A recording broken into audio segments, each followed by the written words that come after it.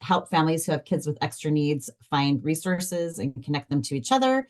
And then the second part of our programming is to help programs and policymakers understand the needs of families who have kids that have extra needs.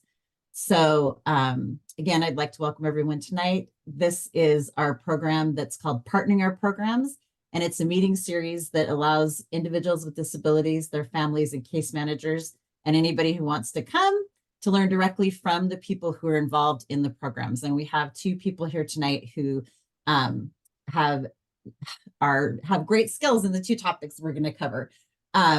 So a few housekeeping items. We are recording, so if you're uncomfortable with having your face on the recording, you do not need to turn your camera on. Please remain on mute unless you're asked to unmute. And we'll answer questions. For Teresa's presentation, we'll answer those questions at the end. And during Johanna's presentation, we will answer questions as they come. And you can put questions in the chat or raise your hand. And if you have questions for Teresa, you can put them in the chat and we'll get to them at the end. I'm really excited to talk about these topics tonight. And I hope that you guys will that the people that are here will share this information with the people who are not here. These are some of the things we get the most questions asked about. So Johanna is going to talk about the essentials of estate planning, and Teresa is going to talk to us about ABLE accounts. And I'm going to go ahead and turn it over to them and let them introduce themselves as they get started.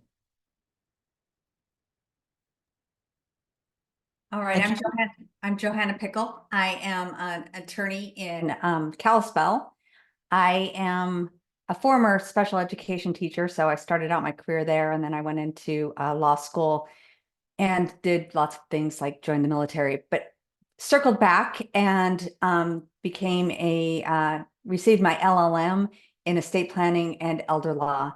Elder law is a bit of a misnomer because it's where special needs lands. So not only do I do elder law, but I also do special needs. I am a special needs alliance attorney. I'm the only one in the state of Montana right now, and I love helping families with children with special needs. So I'm so thrilled to be here. And I don't know if Teresa's going to introduce herself now too, or afterwards. Whichever, Teresa. Either way is fine with me. So Johanna, we'll just let you go. Okay, that sounds good. All right, I'm going to go ahead and start with my slideshow. Let's see here. I'm going to share my screen. All right.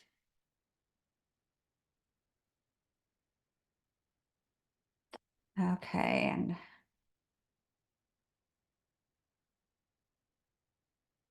okay, so we're going to talk just like Johanna said, we're going to talk about essentials for estate planning for your child.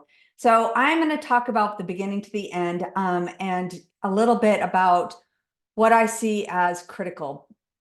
Basically, you have to do something. I think that's going to be step one. Don't procrastinate on this. This is one of those things that if you have children, any children, even if they weren't, disabled, able-bodied, all children, you should have an estate plan because otherwise things can go awry. So I believe everyone should have an estate plan, but especially if you have a child with special needs, because we want to ensure that we don't lose those critical government benefits. So that is the basics of why you have to have one if you have a child with special needs, because we don't want to lose those government benefits.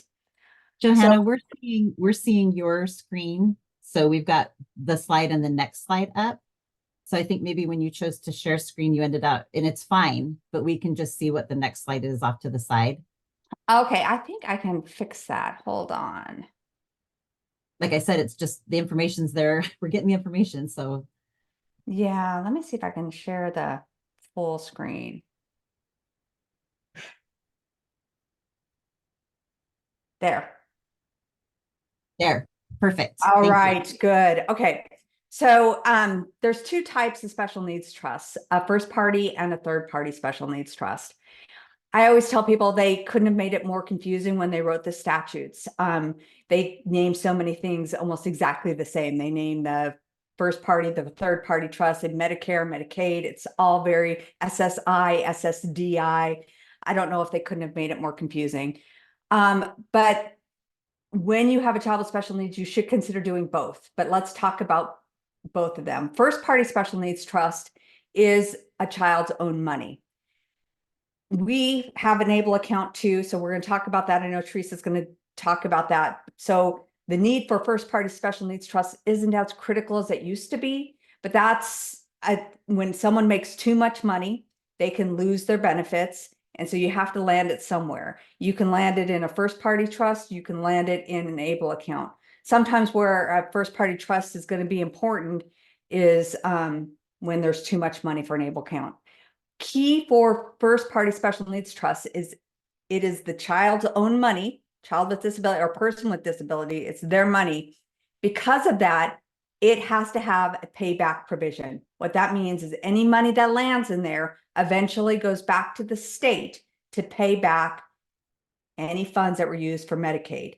So first party special needs trust, person's own money, and at the end of the day, it goes back to the state, and that's that payback provision.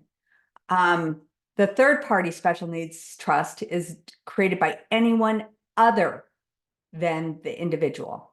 So that's where parents, grandparents, aunts and uncles, anyone else can put their money into a third party special needs trust. And the beauty of that is it can be used to support the individual with disabilities without having to have that payback provision. So at the end of the day, when that child with disability dies, it can go to your other children. It can go to your aunts, your uncle. It could go to anyone. It could even go to charities. And so that I'm going to talk about that in a little bit because that's a big change that just happened too. So third party special needs trust is great because one, it can take care of the person with disabilities. And at the end of the day, it doesn't have to go at the death of that child with disabilities or that individual with disabilities. It doesn't have to go back to the state.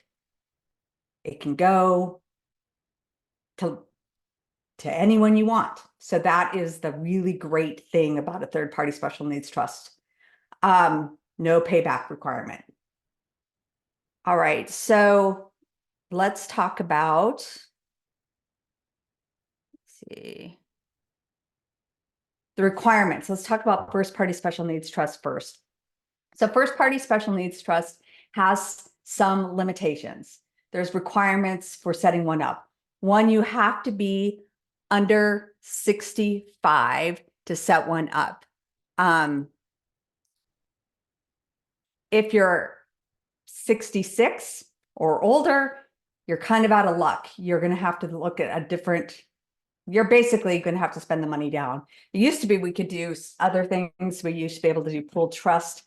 But unless you were disabled before age 26, if you receive money after age 65, you are going to be in trouble. That's why it's, once again, really important for parents to think about getting their estates in order, because if their child who's now 60, like if I sometimes have clients who are in their 80s, they have children who are 66.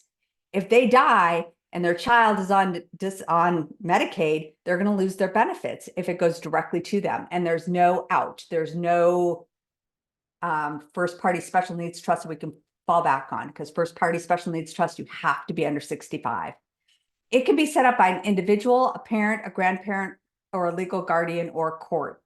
This is another reason sometimes families, if they know, hey, I just want this as a safety pocket, if they know that the individual is unable to set up their own special needs trust. So let's say you have a child with disabilities that doesn't have the capacity to set up their own trust, and you know that you're getting old and your grandparents aren't there, you would have to go to court to set one up. So that's why sometimes I like calling it having a pocket special needs trust is sometimes a good idea. It's just a safety net just in case. But once again, it has to be funded, has to be used before that child turns 65. Payback provision is required. Again, at the end of the debt, at the death of that child with disabilities or that individual with disabilities, it goes back to the state. So those in the requirements within that special needs trust, it has to say those words. When is it needed? I often set these up when we are dealing with a big chunk of money. So child gets into a car wreck, has traumatic brain injury, and is going to receive $1 million because it was a drunk driver or whatever the case might be. It's too much money to throw into an ABLE account, and we're going to need a first party special needs trust to take the bulk of that money. So there's an example of when a first party special needs comes into play oftentimes is, hey, we have a settlement here. We're going to get a big chunk of money. What are we going to do with it? And so that is an example. It's also, we've had to do it when people did not have their estate plan in order. So mom and dad were always planning on it, but they never got around to it. And then they get in a car wreck coming home, they die. Now their child's going to inherit all this money. We cannot set up a first or a third party special needs trust now. No one was never done. So we have this big inheritance. We don't want this child to lose their government benefits, because even though they may be receiving $1 million from their parents, it's not enough to take care of that child for life if they are taking a pill that costs $40,000 a month. I literally have clients that have $40,000 a month pills that they're taking. So we know that that's not going to go on, even though it's $1 million, it's not enough to take care of that child for life. So we have to set up a first party special needs trust for inheritance. It would have been so much better, and we're going to get to that, if parents had set up a vehicle to hold that didn't require a payback at the end of the day. The other part that sometimes people forget is the beneficiary designation. So when you think about when you're with your employer and you have a retirement account and they say, who are the beneficiaries? And you say, my kids equally, 1/3, 1/3, 1/3, or you just say my estate. And whatever the case might be, now your child with disability, again, receives that money directly. And if they receive that money directly through a beneficiary designation, again, kicks them off of government benefits unless we set up a first party special needs trust. So that's another time when it's needed. I sometimes will get calls from attorneys and financial planners and CPAs that will ask me, hey, why can't we just disclaim? And I know people wanted me to get rid of the word disclaim, but disclaim is where you say, I don't want the money. Can't my child just say, I don't want the money? They're inheriting this money from grandma. Can't they just say, no, I don't want it? I've heard that we can just disclaim. Disclaim is a very specific legal term that's used when you don't want to get money from an inheritance. That can be used for tax purposes. Like, oh, I don't want to be taxed today, so don't give me that extra money. I earn enough. I don't want it, disclaim. Medicaid does not allow you to disclaim. If you inherit it, it's yours. And you can say, I don't want it. Don't give me that money. I'm not going to take it. Medicaid doesn't care. It's going to make you take it. So you have to take it and you have to deal with it. So you can't just like do the see no evil, hear no evil, speak no evil. No, none of that. You have to take it. So if something wasn't set up, that's why, again, we have to do sometimes a first party special needs trust. I tell families that it's not only important that the parents have their estate plan in order, but so should their adult children. Because if, let's say you're dead, now your adult child who's 27 might not have been earning a lot, but earning a little. They haven't got married. They don't have children. If they die, guess who inherits? Their sibling. So again, also tell the family members that they should think about also setting up an estate plan, because even siblings can accidentally kick off their brother or sister from their benefits accidentally. And that's another reason sometimes we're having to do a first party special needs trust, is because other family members didn't have it in order. So when you have a child with disability, it's really important not only that you educate yourself, but you have to educate your children. You have to educate the grandparents and and the aunts and uncles who'll say, oh, I'm going to give to my nephew because he really needs the money. I know he could use the money. But if they give to him directly, guess what? He gets kicked off benefits. And once again, it's not maybe a good thing. So again, think about educating everyone on the dangers of giving directly and explain to them there is a better way. It's not that we don't want to give to the child with disability or the individual with disability, but we want to make sure that it's done in a way that maybe isn't a first party trust that has the payback provision and still takes care of them. And that's the next slide, the third party special needs trust. I'm going to go there. I think. Go. Okay. Third party special needs trust. Do I need one? My general answer is yes. Like I said, everyone should have a third party special needs trust. Like I think everyone, like, some attorneys might disagree with me, but I can't imagine not having one. I feel like it's one of those things that if you don't have an order, it's going to be a problem. So I feel like every person should have a third party special needs trust in place. You can do it inside a will, and we'll talk about that. You can do that in different ways, but you should have one set up. So when you die, your child with disability does not receive money directly, and they don't get kicked off benefits. So it is, I think, essential. I think it's a key document. Let's see. So why is it key? It's key because it helps you take care of your child with disabilities while still maintaining on government benefits. Once again, no matter how much money you have, typically speaking, it's not going to outweigh the benefits that a child is receiving through healthcare that they receive through the government. So SSI, I get it, doesn't provide much, and we'll talk about that a little bit. Like we want some flexibility with SSI because SSI hasn't gone up, I think, since the 1970s. So we can get on a little soapbox about maybe SSI maybe increasing to, I don't know. I'm 50. I was born in the 70s. I think it should raise since, when cars were like, I don't know, $15, whatever they were. You could buy a house for 20,000.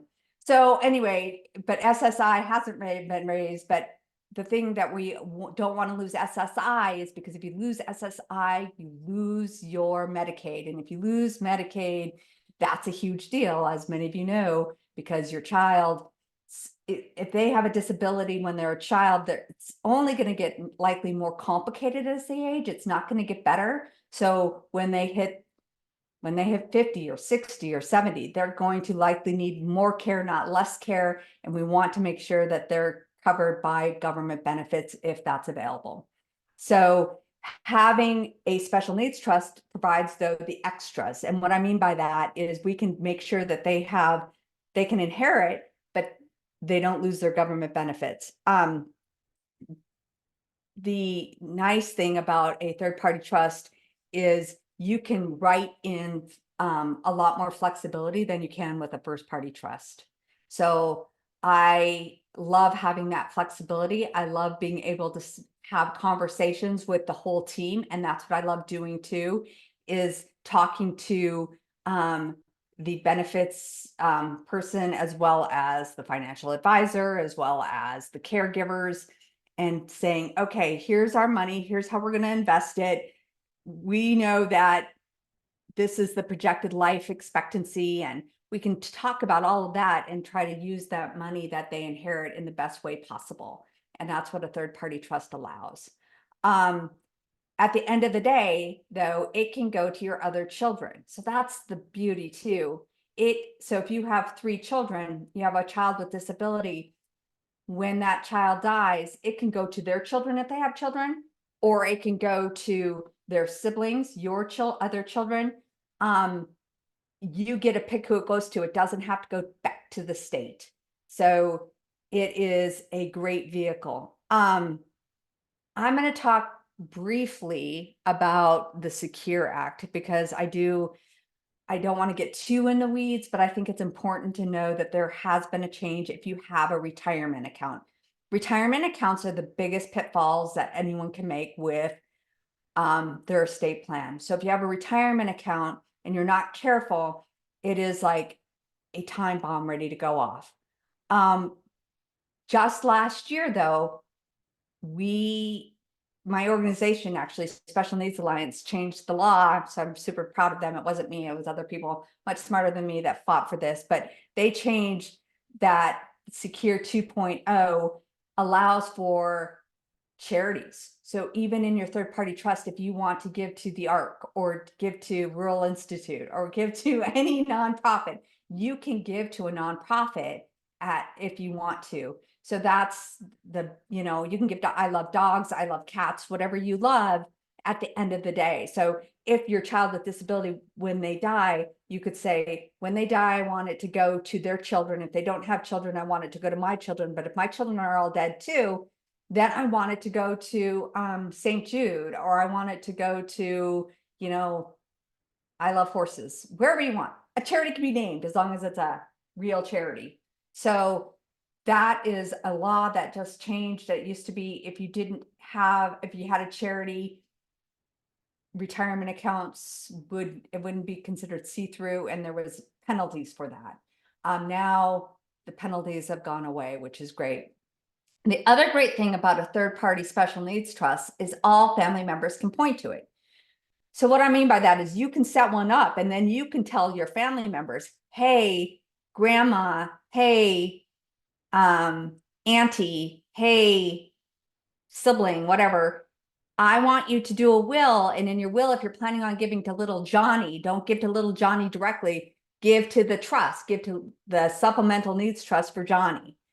So they all can point at that trust for Johnny, and they don't have to do their own third-party special needs trust within their own documents. They all can point at just one, which is helpful for administration, as long as they all agree. I mean, sometimes they don't agree, like, okay, that's great, but I want to give to little Johnny, but I really don't like Johnny's sister. I don't know what should give her name that we don't like. Jane. We don't like Jane. All right, so Jane, I don't want to give to Jane, and I know you're going to give the rest at Johnny's death to Jane. If they, so then they have to do their own planning. But if they can all agree that it goes to little Johnny, and then they can all agree on where it goes next, then it's fantastic. But yeah, if you have family disagreements about hating Jane, then they're going to have to do their own. But if you can agree on it, it's a great way that the whole family can point at one thing, at one document. All right. Let's see. Go to the next slide. So I like to draft my trusts where they're revocable during your lifetime. So if I have parents that come in and they say, I need to set up a special needs trust, I'm like, let's do it. I like, though, to have some flexibility and make it revocable, which is changeable at any time until there's a trigger event. There's certain trigger events that we'll have to make it irrevocable, but I like to keep it revocable if we can. I like to do that in mine, the way I draft it, because life changes. So you might set up a revocable special needs trust for little Johnny, and you have maybe his sister Jane. We're just going to pick on poor Jane. And you might have Jane as the trustee, and you think Jane is going to be great. She's going to be fantastic, and you know it. She's going to be so good to her brother, but then she marries Billy. Billy's horrible. Now, Billy's going to convince Jane to just steal all of little Johnny's money. And you're like, uh-oh, Billy's a bad guy. And Jane's married to him, so I need to change my trust so it doesn't go to Jane now. I don't even want it to go to Jane because I hate Billy, and I don't want Jane in charge of poor little Johnny. So that's a revocable moment. I've also just had really sad situations where I've had families name their brother or sister, and then their brother and sister gets early Alzheimer's, and so they can't, obviously be the trustee of the trust anymore. So that happens too. Life happens. So we would like to have the flexibility of changing as needed. So I like keeping it revocable until we need to make it irrevocable. There's certain things that are going to make it irrevocable. On your death, you were the creator of it. You created this. We want it to be irrevocable on your death.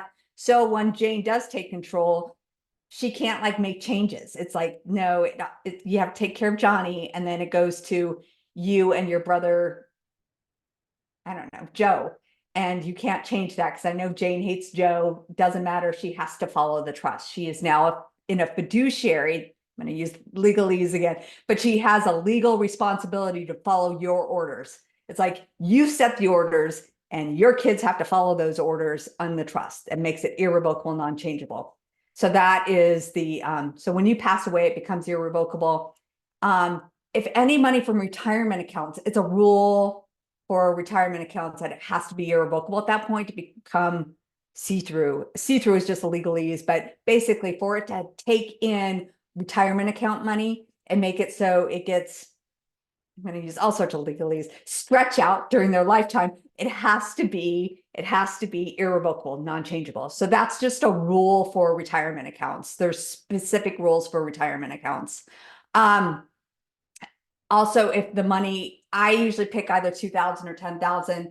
And if the irrevocable trust has money in it that is beyond that, then I make it irrevocable too.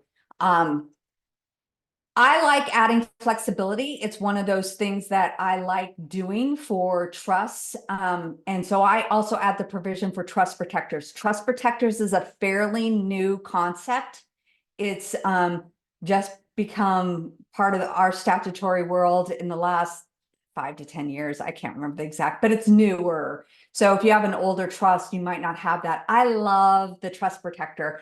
I call it my airbag provision. That's not legal. It's just the way I describe it. It's a way to add flexibility if the world turns upside down. So again, if all of a sudden we had legal language in there that no longer is applicable, no longer applies, and we're like, oh, I wish this trust didn't say this because it's a horrible result. It's not what we would have wanted. We can turn on the airbag provision of trust protector, and the trust protector can make changes. So it allows changes within the trust, which I love because it can be inflexible if you don't have that, because at some point it does have to become irrevocable. So trust protector is just a provision that allows some flexibility for life's unknowns, especially if there's a big law change. When you are doing a trust, you also have to pick a trustee. While you're alive, it could be you. You set it up. You can be the trustee of your own child's trust. Money will just flow. You don't put any money in it. It's just kind of there. Like I said, if money does land in there because grandma died, you can manage it for your child during their lifetime. There are strict provisions I would recommend that you look into and make sure that you don't fall into any of those potholes. So it's not a do-it-yourself moment. It's definitely making sure that you have help and making sure that you use that trust correctly. I think the biggest error is people pay for things directly. So you can't just like give cash to poor little Johnny. Little Johnny cannot get cash. But you can buy a car for Johnny. You just have to buy it. You have to go down to the Ford dealership and buy it through the trust money. You can buy a house for Johnny. And so it's a great way to buy a house. You can go buy a house, buy an apartment, and the trust can own it. And Johnny can live there throughout his lifetime. And at the end of the day, it doesn't have to go to the state. It can go to Jane. You still like Jane. And so it's a great, but the trustee is really important because it's going to be you. You trust yourself, I hope. But then when you die or you become incapacitated, if you no longer can do it, who's going to be the backup? And so that's always the hard decision, is who's going to be the backup trustee. And there's options out there, but not a lot. Montana is one of the most sad states in having options. There's some legal reasons for that, but there's not a lot of options for third-party trustees. There's a few, but there's not a lot. So often we have to pick family or friends in Montana, unless you're willing to go out of state. And there's options out of state because sometimes it's just not a good idea to have Jane even if Jane is wonderful. Jane is the golden child. She's amazing. She's the best sister ever. Jane is great. But sometimes we just want her to be sister. We don't necessarily want her to be in charge of the trust. And so sometimes keeping her out of that role is important because we want her just to be in the role of sister. So trying to figure out who else is going to be the trustee is a hard decision. But that's the job of, a good attorney is going to help you through the decision tree of maybe who that could be. And there are some options out there. I'm not going to get into all of them, but there are some great options. The trustee should have some freedom to make decisions and have flexibility. And what I mean by that is sometimes it doesn't make sense that we are, like I said, SSI is so low that sometimes it doesn't make sense to not do the in-kind deduction. So sometimes it's okay to lose the $200 to get a better apartment for Johnny.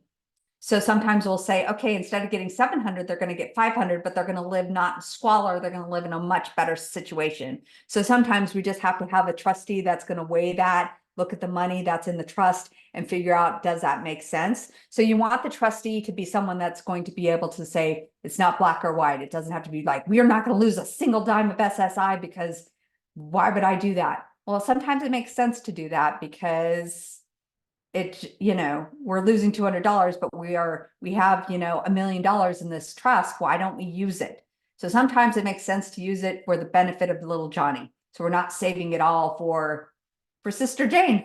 So Johnny gets to use some of his money. So you just have to think about making sure that the trustee is using their best judgment and not getting tainted. And that's another reason why sometimes naming Jane as the trustee might not be a good idea, because in the end, she kind of has a conflict of interest, because if she saves all the money and doesn't spend anything on Johnny, she might be the beneficiary at the back end. So you have to think about that too, that she does have some conflict of interest as well.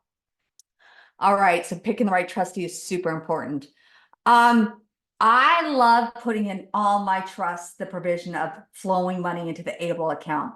And Teresa's going to go way more into the ABLE account than I am, but I do want to say that I feel like they work together. It's not like an either or, it's like a continuum. So I love in all of my trusts, I put in a provision saying money can flow into an ABLE account, because I feel like ABLE account allows so much flexibility and autonomy. And so allowing the trust, which is maybe a little bit more restrictive, to flow into the ABLE account and allow that child with disabilities to have that autonomy and use that money so they don't have to ask their sister Jane for money for a haircut. So I love using and having that provision in all of my trusts. I do that for all of my trusts. Let's see. I also love the TrueLink card. So that's another way of hitting autonomy. So I don't know if anyone's ever heard of the TrueLink, but also it's a great tool for people with children with disabilities. It's also a great tool if you have elderly parents, by the way, and they're giving to the Prince of Nigeria. It is a great way to put barriers up. So what the TrueLink does is you can say, here's a card. It's not a prepaid card, but it's a card that has barriers on it that says they can't buy right now, like food, even though it's changing in September. So yay, we can buy food. But right now we can't buy food. So it puts barriers on food. SSI is changing. I hope everyone knows that, but it's changing. So September we can buy food again. Yay. So we can get rid of some of those barriers, but TrueLink cards puts up barriers. So you're not buying anything that you're not supposed to. And so you can manage the money, but while still allowing some autonomy. So I like the TrueLink card as well. All right. Oh, thanks, Katie. There it is, TrueLink. All right. IRAs, I just want to touch that a little bit. IRAs are retirement accounts. You might have one through your employer, 401k or whatever. It's any type of money that hasn't been taxed yet. I mean, there's also Roth, but I'm going to deal with the non-taxable money, or the money that hasn't been taxed yet. So when you put money in and it hasn't been taxed, when you take it out, you have to pay taxes on it. Well, your children, if they inherit that money, they will have to pay taxes on it. There's a law that came out in 2019 that said that if you are more than 10 years younger than, so if your parents die and you inherit their retirement account, then you are going to be paying taxes on that. And it requires that within 10 years that you take all of it out. That's a new law. You have to take 100% of the money that you inherit out of that. So if my mom dies and she has an IRA and I inherit it, within 10 years, I have to take 100% of that money out. So it's a big tax hit. If it goes to a special needs trust, though, a special needs trust is an exception. So it is a great planning tool because a child with special needs can actually get a stretch out. It means that they only have to take a little bit out every year throughout their whole lives, just a tiny little bit, rather than taking the whole chunk and having to pay taxes on it. They get to take a little bit. They have to pay taxes on that little bit, but they can stretch that amount out throughout their lifetime. So I always tell parents, think about that when you are giving to your children. And rather than maybe doing 1/3, 1/3, 1/3, or 1/2, think about weighting, if you have a retirement account, a little bit more money to the child with special needs from the retirement account, because they get to take a little bit, where the other child that doesn't have any special needs will get that huge tax hit. So it's a way to provide, it's a tax benefit for everyone. So it's really a good planning technique. And I know I'm getting into the weeds a little bit, but I just want to seed that idea a little bit. So if you do have a retirement account and you do have more than one child, sometimes it doesn't make sense to make it equal. That's another thing to think about too. I love working with financial planners and life planners when you have a child with special needs, because sometimes it doesn't make as much sense to do half to little Johnny and half to Jane, because Jane might earn a lot more money throughout her lifetime than little Johnny, because little Johnny has a disability, and so he's not going to earn as much. So he might not have as good a job as Jane, and Jane might not need as much money. So you have to think about that, but that might flip. I just did an estate plan for a woman whose child with disabilities is fine. He lives in a group home. She has a hard time getting to spend money on anything but comic books, and he's fine. But she has another adult child that has been through a divorce and is struggling. So she's actually given a little bit more to the child with abilities than with disabilities, because the child with disabilities is taken care of. So you do have to weigh, and don't feel guilty about that. You can explain it to your kids, like, no, it makes sense. This is the money that you need, and this is the money that he needs. And so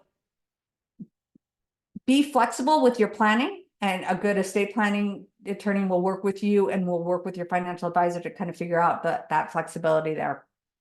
All right. Let's see. I'm gonna go to the next slide. Oops. All right. These are the why not questions I get all the time. So I am playing with this a little bit, but let's say I made it Sally. So it's now Sally instead of Jane. But I've had people come into me and like, I know little Johnny can't get anything. Like, I know that little Johnny can't get any money. So I'm going to give everything to Sally, because Sally's amazing. And I know Sally's going to take care of her brother. So I'm going to give everything to Sally, and Sally will take care of Johnny. I promise you. There's so many problems with that plan. Like, that's such a back alley, I have family members from Butte. It's like a back alley Butte deal that's going to go south, because all back alley deals in Butte go south. So don't do back alley deals with your money. I just don't do it. So many things could go out. Let's just talk about it.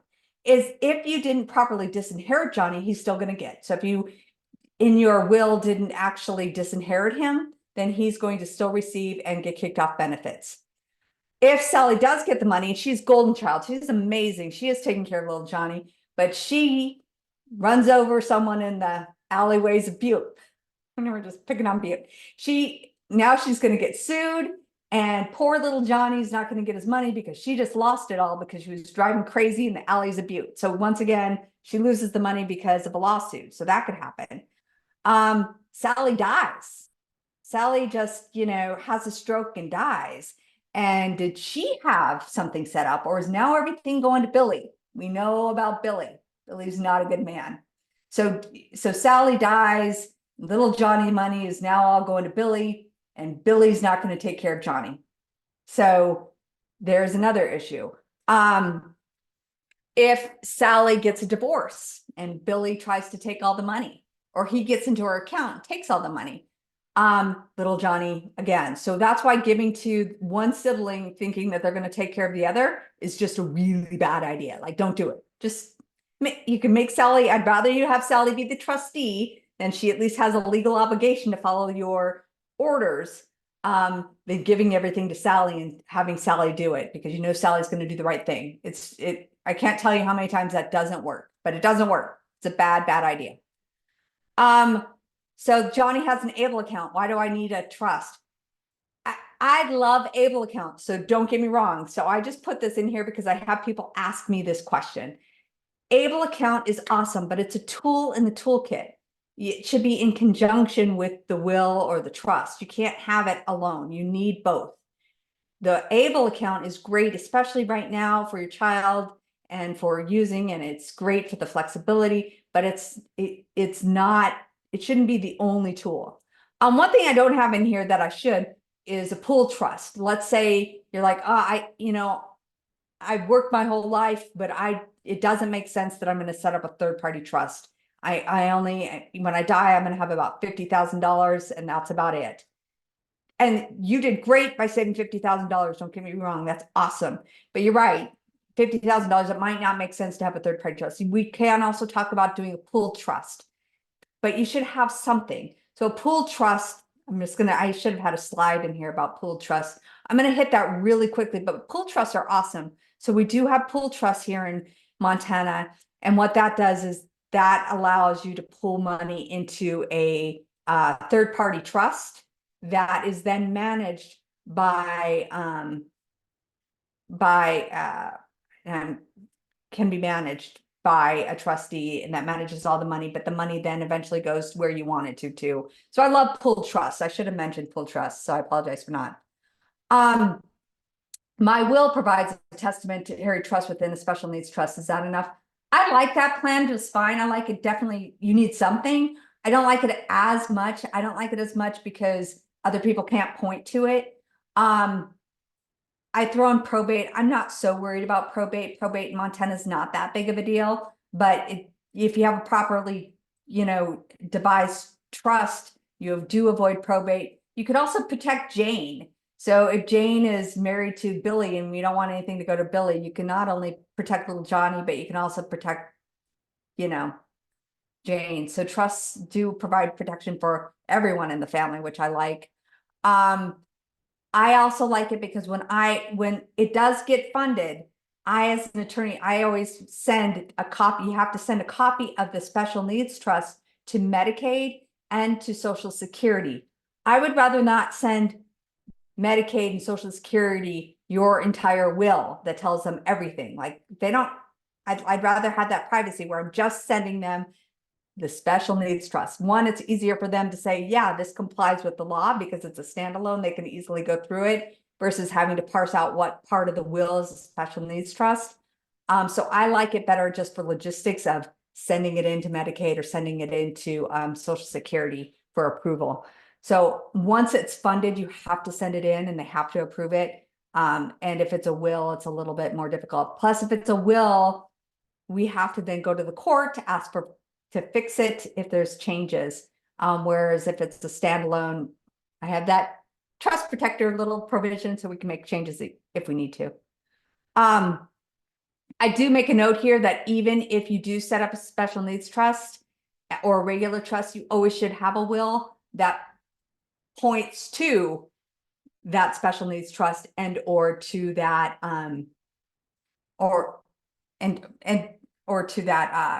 the other trust. So if you have, sometimes I have clients that they'll trust a special needs trust, but we should always have a will that does the same thing, just in case there's property out there that we forgot about. So I have people that'll be like, oh yeah, I have that little piece of land in New Mexico and I forgot about it, but it's only worth like $1,000. Who cares? Well, that $1,000 just caused a lot of headache. So anyway, now we have to start a probate in Montana and New Mexico and then put the property anyway. So you have to have a will too.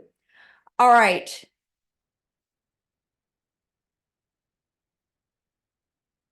Oh, it's a pool trust, not a pool trust. Pool. P-O-O-P-O-L-L. Pool. Pool trust, like you pool all the money in. You pour it all into one. And it works together. They invest it, but they have to separate. They have to have an account for each child. So even though it's called a pooled trust, it is handled individually. And we can go into a lot of that, and I can give you the name of the institution that does that. They're great. I've talked to them. They're fantastic. They're easy to work with. So, but they're great as well. Pool trust. Yeah, pool. Okay, we got that. Let's see. Other estate planning tools. Guardianship documents. All right. Guardianship is who's going to take care of your children after you have passed away, or when your children hit 18. I'm going to start with, I love doing powers of attorney. So by the way, so if you can, if your child is turning 18 and that child has the ability, helping them with just doing a power of attorney versus a guardianship is awesome. I think we always jump, and often you'll be at IEPs and people will be like, oh, they're about ready to turn 18. You have to do a guardianship. You don't have to do a guardianship. Sometimes that child is quite capable of making the decision and doing a power of attorney. So I love starting there. Like, can they do a power of attorney before we just jump to guardianship? But if we have to do a guardianship or the child is still a minor, you need to name a guardian. I always like to use myself as an example in this respect. I'm an old mom. I had children in my mid-40s, so I have a 6-year-old and an 8-year-old running around. I have long-term guardians in my documents that are named in my will and my trust for my little munchkins. When you think about guardians, you do want to, when I was pregnant with Sarin, I named my brother. It made sense on paper. When I had my child and my brother met my child, I decided he was not a good decision anymore. I love my brother, but no. No. So I switched it to my father-in-law, who is, older, but way better with my daughter. And I love like I said, I love my brother. I'm not trying to down my brother, but no. But my father-in-law, who's older, and his wife, my mother-in-law, are amazing with my kids. So it just makes lots of sense that right now they're the guardians, so the long-term guardians. But you should also have short-term. This is where a lot of people fall. They have their will with their long-term guardians, but you need to have short-term guardians as well. Let's say you were coming home from a night out. We're going to put you in Butte again, because why not pick on Butte? Okay, so you're going through Butte and you get in a car wreck and you don't make it home. I don't know if you're dead or you're just in a coma, but you don't make it home. The babysitter thought you were coming home. You've always been reliable and you don't make it home. The babysitter, what are they going to do? They're going to pick up the phone. They're going to try to get in touch with you because that's what you gave them, is your number. They can't get in touch with you because you're in the hospital. And so now they're like, what do I do? It's 4 o'clock. I have to wake up in the morning and go to school. So they call the cops. And the cops come and then they take your kids and put them in foster care, because what else are they going to do? They can't leave it with a babysitter that doesn't have authority.